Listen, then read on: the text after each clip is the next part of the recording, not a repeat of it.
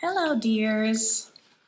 I thought I was working on some paintings and using some pencils to do different things. And I thought, let me show you what I'm doing and how various pencils can be used.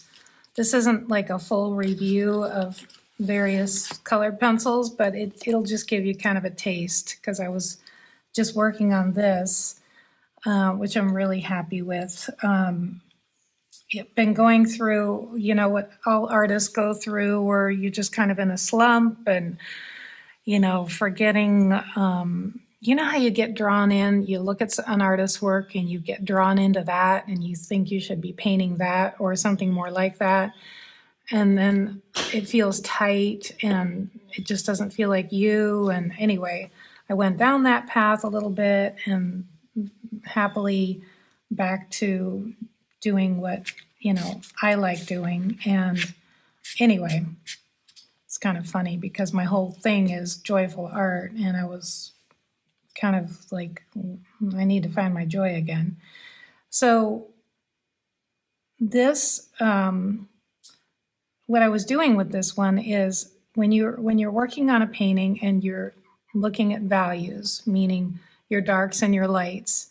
Sometimes something will be somewhat muted and you recognize that. You say, okay, there's not enough contrast in my values here. They're all in the medium range, or they're all in the darker or lighter range. And pencils are a kind of a nice way to work on that. So what I did with this one, this is a Faber-Castell Polychromos ivory, and I use these are not water soluble. I use some that are and some that aren't. Doesn't matter for this technique really, but I've already got a lot of texture on this piece of paper. It's watercolor paper. It had sort of an abstract background, and then I went in and did, some really bright orange and pinks, which you can see peeking through here and there. And then I started with this composition. And it's pretty much done, but I wanted to highlight some things and bring up the lights. So what I did is I went around some of these leaves like this, and I'll hold it up to the camera so you can see, because there's so much texture on the paper, you get this really nice effect with the pencil when you hold it this way, where you get that texture that I love, because I'm scraping it onto a piece of watercolor paper that has had a few layers, and so it picks up that. And then I came over here and did the same thing in these leaves, and it really helped the whole composition to lighten up these areas. I also did it, some of this is still wet, so I got to be careful. I came down in these, and it's really subtle. It's something that you see more in probably here from me in person than on the camera. But so it's a way to add highlights and to lift things up with a pencil. You can also do paint with a wash, just make an ivory or white and water it down and come in there, but you're not gonna get the texture. So I just wanted to show you that I was playing with. And you could do the opposite too. Here's a indigo, which is my favorite dark, same kind of pencil, the Faber-Castell Polychromos. And if I think these are dark enough, but I could come in here and find some little spots that maybe I think would be, nice, darkened up a little bit. Let's see.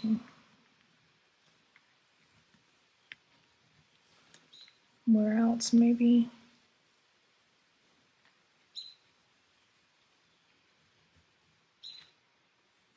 Maybe something like that.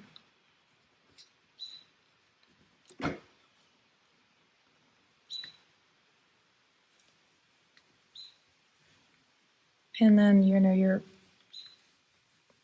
it's, you can get a little more precise too, depending on how you're holding it. I'm holding it this way to get the side of the pencil, but if I wanted to really get in there somewhere, I could use this side and scratch some things in. And then, so that's lightening and darkening. And then, you know, of course, we have colors. And this is the Caran d'Ache Super Color Soft. These are water soluble. But again, for what I'm doing right now, it doesn't really matter. Sometimes they add some texture. They can add a different shade of something. I also love to use fluorescent. These are Prismacolor. I have this is a neon pink and a neon orange, and they're bright. And they'll add, again, since I have that paper texture in there, it just adds a little something, something. It acts like a highlight too, right? Because I'm just doing a bit of it.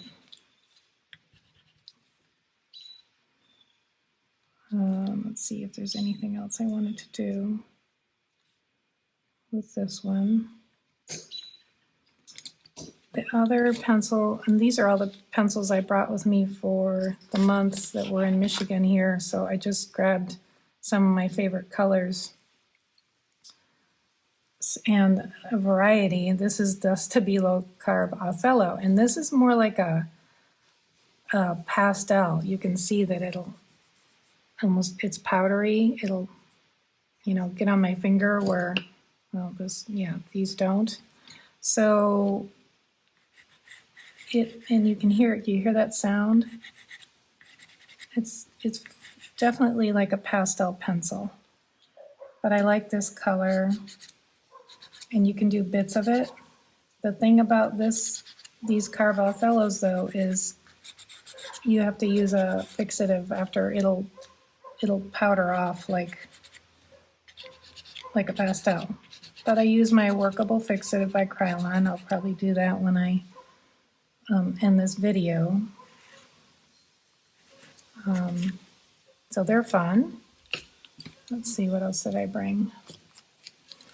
My always favorite teal turquoise. This is also the Caran d'Ache Super Color 2 Soft.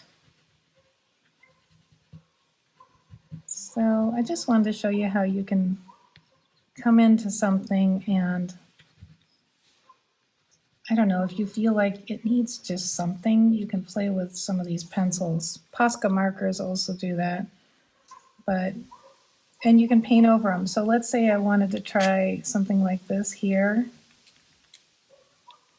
Well, what's fun about this one is it's water, this one's water soluble. The Super Color Caran d'Ache, they're Swiss. Caran is, by the way, it's CARAN, and then there's a D apostrophe ACHE, and these are the Super Color 2 Soft. They show a little paintbrush on them, and you can, they're water soluble. So what's fun about that is, like, if I do this, let's say I try these little leaves, and I don't like how I don't want to put these little veins on. I think I am going to like them, but let's say I didn't. Then I just simply take, since the rest of this is acrylic, I just have to be careful that I didn't get anything else here, but I could wash it off with a paper towel, with a wet paper towel. So that's always a nice little benefit. Maybe I'll outline these, and I'm thinking I want some very small somethings somewhere. Maybe I'll just, again, if I didn't like this, I could, since it's water soluble, I could wash it off. I could even wet a paintbrush and get them off.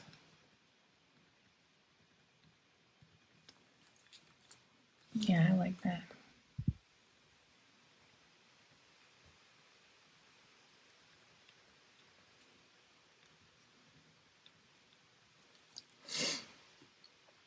Let's see, what else do I want to do? Anything?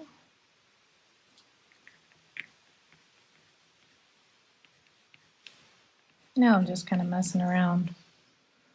I already did some gold pen in various places. All right, well, let's put that one aside. And this is kind of how I work. And then I'll take another one and say, okay, what could I do with this one, pencil-wise?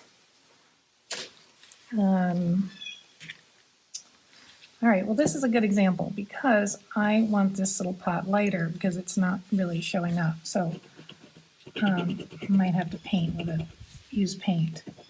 This, isn't that interesting? I think it's because this paper is much softer, so I'm getting a much more subtle effect.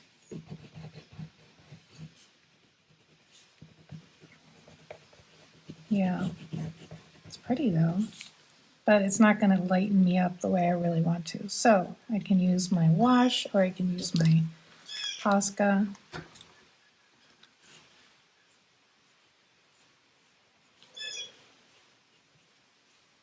This is my super fat ivory Posca. It's the only, I think it's the only one I have in this size because I love to use it this way. This is the ivory PC8K. Or 8mm. It's fat. Yeah, I just want, and you can do multiple coats. I just want to make that show up. And who knows, I may change the color again. If you watch me for long, you know that I change things all the time. So these are the, like here I'm using a different tool to bring these leaves forward a little bit.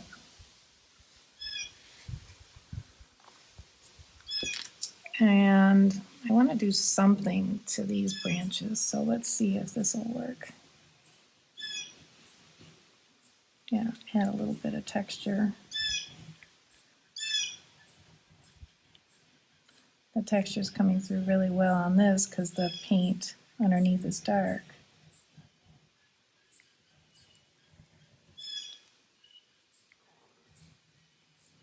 You can always try these things and then paint over them if you don't like the effect. I wonder if... I love the way this Carbothello sounds.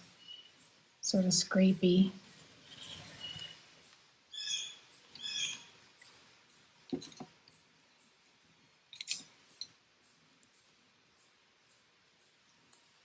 Be careful, my pot there is wet.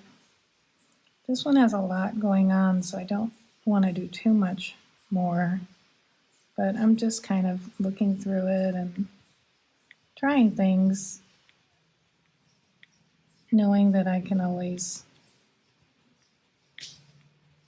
get rid of something that I don't like. Especially with a pencil, you can almost rub it off.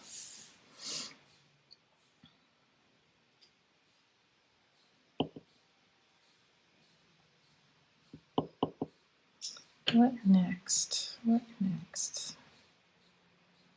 I'm thinking about what I want coming out of this pot. And if I'm going to do something in pencil. I'm also thinking about color.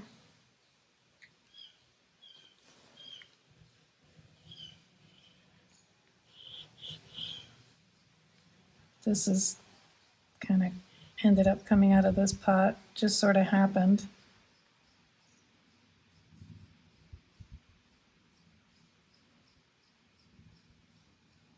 This was also an abstract that I ended up taking in a different direction, which is something I seem to do a lot of. Maybe we'll try some color 2 crayon. I don't want to introduce too many different colors to this one though, because so I'm going to stick with, this is an oil pastel. So I guess this is turning into a video about using tools to add texture and finishing. I thought it was going to be about pencils, but see, you know, you gotta go with whatever shows up, right? I'm looking at, I brought my favorite colors of the oil pastels.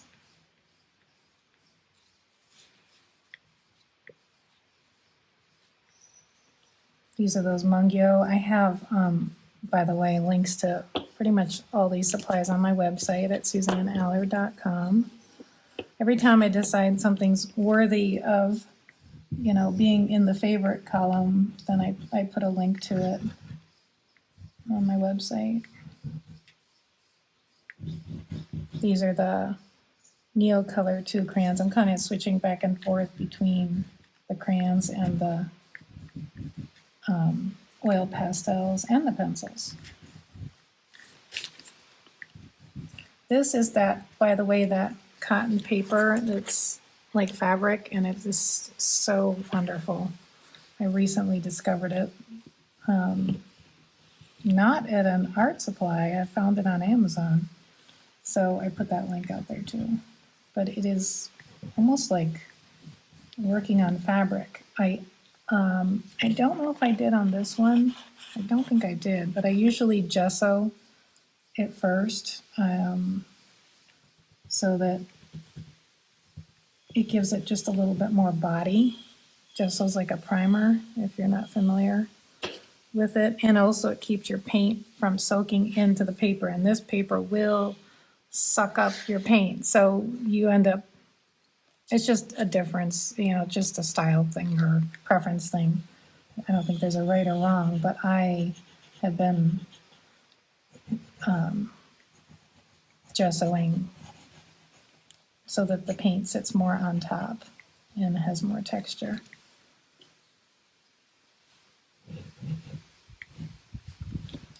Let's see, what do I want to do with you? I feel like there's too much pink over here.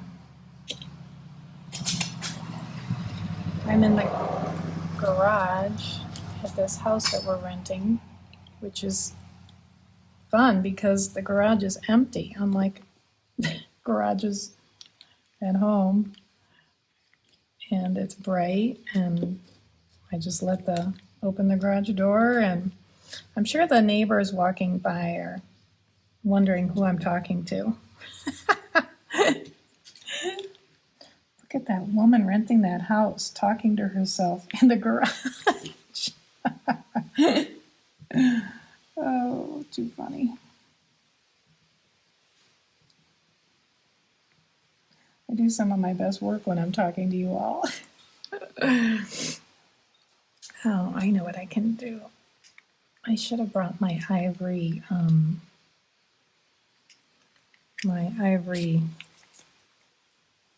oil pastel, but I could just do this, and this will break up some of the pink.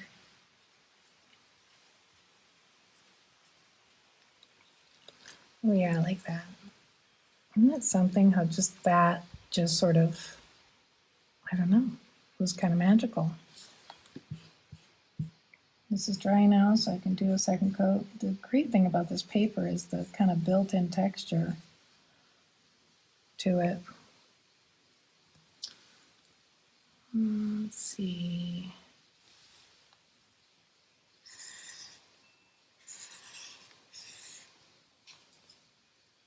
I can't decide what I'm putting out of this pot. Maybe I'll just do some.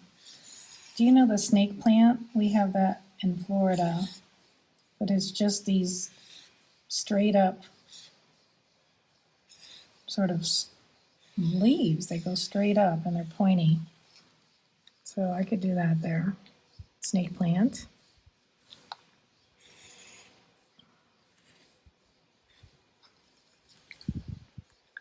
I haven't signed this one, so I think I'll go ahead and do that. It's always tricky to where to sign because you can't really get the pen on top of oil pastel. Sometimes I do my initials. Sometimes I do a signature right in the painting somewhere. I learned that from my aunt. She is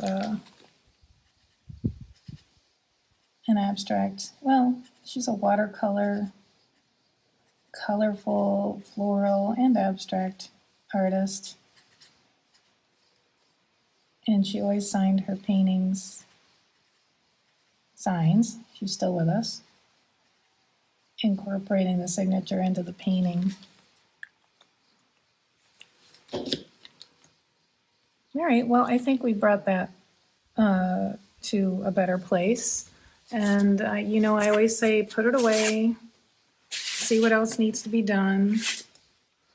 This one is probably next, but I'll probably take a break. But this one is, it's just a little bit too discombobulated. It's just not, you know, it needs more work. This is like maybe the second or third layer. So what I'm looking at it is I want to come in and cover some more stuff up. And so push some things back and bring some things forward. Kind of decide which areas I like best, which will be more the focal point, and then sacrifice some of the other areas. It's hard to do that, especially when you start with a background that's kind of fun and colorful. You get these little bits like that, and you say, I don't want to sacrifice that, but you may have to.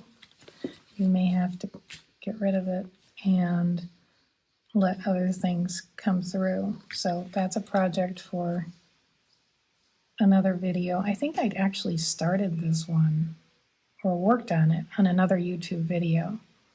And so it'd probably be good to do another layer at some point with it. But I hope you learned some things and, you know, just different ways to add texture and to bring things forward and values, you know, lights and darks and so forth. And thanks for joining me.